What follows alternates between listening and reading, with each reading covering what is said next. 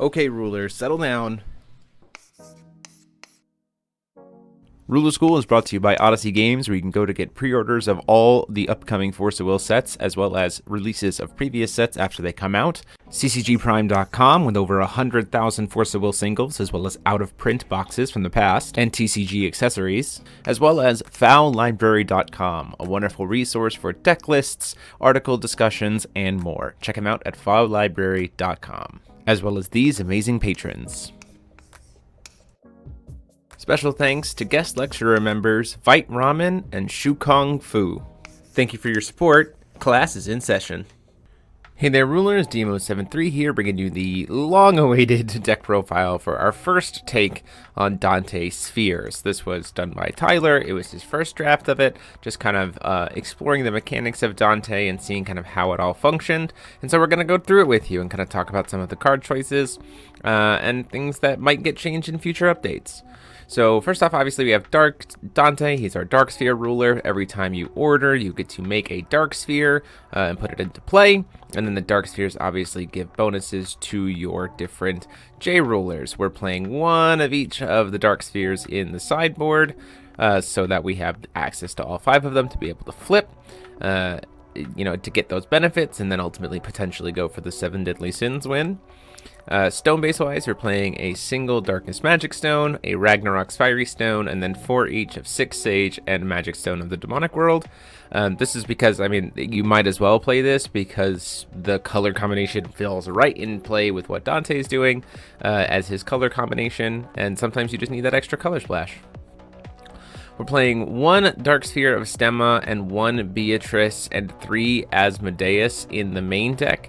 In future updates, I honestly think you might just go down to, at most, 2 Asmodeus in the main and just cut the other ones, just because they don't necessarily do anything on cast, and they cost 2. So these just get a little bit... The benefit necessarily isn't there to running them in the main board, which is just something for you to consider. Obviously, 3 Amadeus might be a little bit too much, I think, as well, just going down to 2 in case you wanted to be able to play a Dark Sphere in the main deck. 4 copies of Dante Enters the Game of Gods. This card is great. The deck is constantly gaining life, so spending life to draw cards is not a huge deal. 4 Defeated Lucifer, 1 wing, one of the best 1-drops, because Dante does want to be kind of killing his order frequently, so you kind of flip order, immediately unorder with Lucifer while doing some spot removal, which is great. A couple of Calls of Darkness just for being able to grab a thing. This deck does not have a ton of draw power outside of Dante enters, so Call of Darkness helps you get what you need. 4 copies of Dark Charlotte Alternative, who, if ordered, has her ability to be able to shoot things. She will have enough keywords to be able to swing and play a free Excalibur Fallen, which is not only a good spot removal card, but also great to rip your opponent's hands to shreds.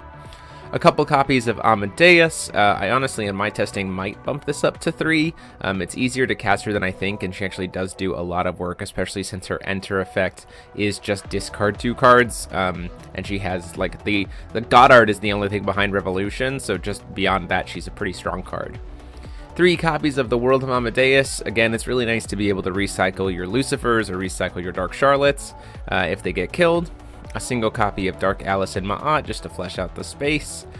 Chimeric Beast of Ma'at, because it's this repeatable spot removal spell, essentially, where you could use your Dark Spheres to then, start chipping away and killing pretty much anything you need to, which is awesome.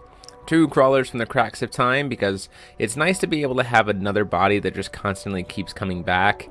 You can use the Dark Spheres to pay for it. You can, use it to cantrip to draw cards. There's a lot of things you can do with this card that just give some general facilitation and help the deck a lot.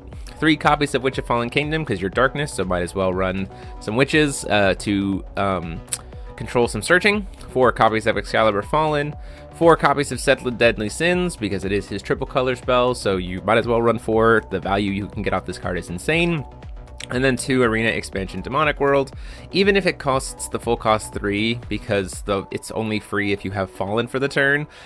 With the new errata, this does just potentially give you lethal. 4 Dark Spheres that all become 10/10 Fallen Angel Resonators, recover, still additions, fly. So there's a world where you use them to pay for Amadeus God's Arts. This is free.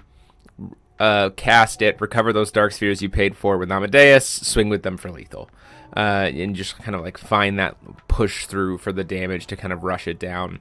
Certainly more a card that I think the more like an aggro, if you take this in a more aggro direction, I think that Arena Expansion probably becomes a 3 of. But if you're going for a more control route, it might even slip down to just being a 1 of, just as an option in the late game. But there you guys have it. Thanks to Tyler for playing it and shipping us the list. Again, I think there is definitely some different directions you can take it from this, and we'll be trying our own hand at this in the next few weeks for a feature match. So let us know what you might think about your Dante list, because we'd love to hear what you've been trying with it. And until next time, this is DMO73 saying class dismissed.